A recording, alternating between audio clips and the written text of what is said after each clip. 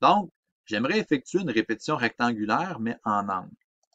Donc, si je vais chercher ici dans mes options, répétition rectangulaire, juste ici, là, voyez-vous, j'ai différentes options qui s'offrent à moi. Le nombre de répétitions avec la longueur, le nombre de répétitions avec l'espacement entre chaque sur quelle distance, puis instance et espacement inégal. Donc, je pourrais avoir des distances différentes. Je prends un exemple, instance et longueur.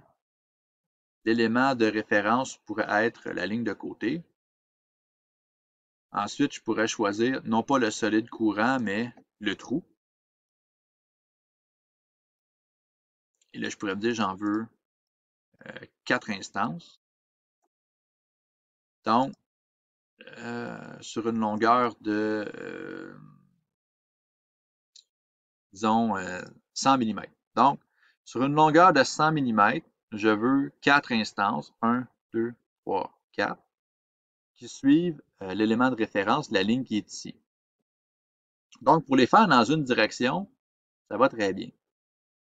Par contre, je n'ai pas l'option d'angle. Si je veux mettre mes trous en angle, je vais devoir créer un élément de référence qui, comme vous l'aurez deviné, sera en angle.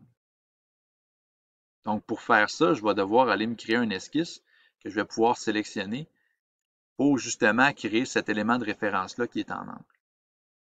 Donc là, je vais annuler ici. Je vais aller me créer une esquisse que je pourrais faire ici sur la surface.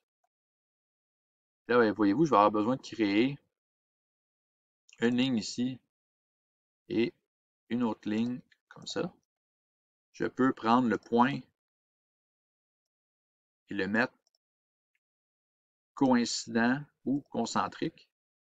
Là, ici, en l'occurrence, je préfère le mettre, j'aurais pu le mettre coïncident avec le point du centre ou concentrique avec le grand cercle. Je vais prendre concentrique. Même chose pour lui ici.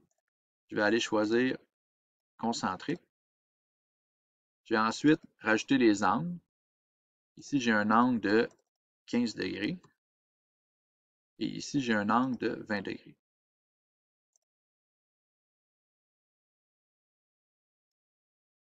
Donc, l'objectif de l'esquisse qui est ici va être de me créer une trajectoire pour ma répétition.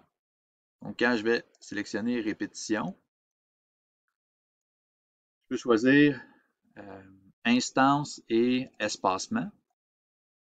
J'ai besoin de 1, 2, 3, 4 répétitions. L'élément de référence, c'est ma ligne. Et là, ici, je ne veux pas avoir le solide courant. Je veux vraiment, parce que ici, on voit, là, on me reproduit les plaques. Je veux vraiment sélectionner le trou. Donc là, voyez-vous, ma répétition est effectuée par rapport à la ligne. Je peux aller voir la deuxième direction. Là, ici, dans ma deuxième direction, j'ai 6 instances séparées de 20 mm. Et là, l'élément de référence qui m'intéresse, c'est l'autre ligne. Et là, voyez-vous, je vais pouvoir effectuer ma répétition en suivant cette trajectoire.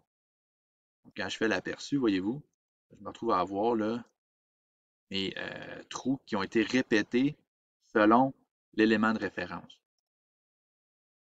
À partir de ce moment-là, si je veux modifier ma répétition, je peux toujours aller dans mon esquisse, modifier la valeur de l'angle.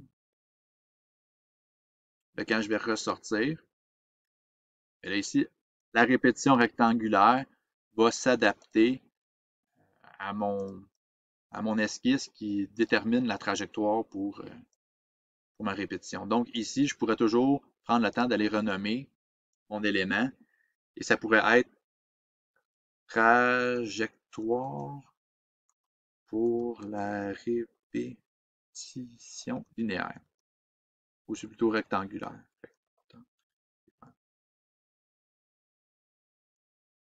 Donc ici, on comprend bien que cette esquisse a pour objectif de contrôler la répétition rectangulaire qui est là.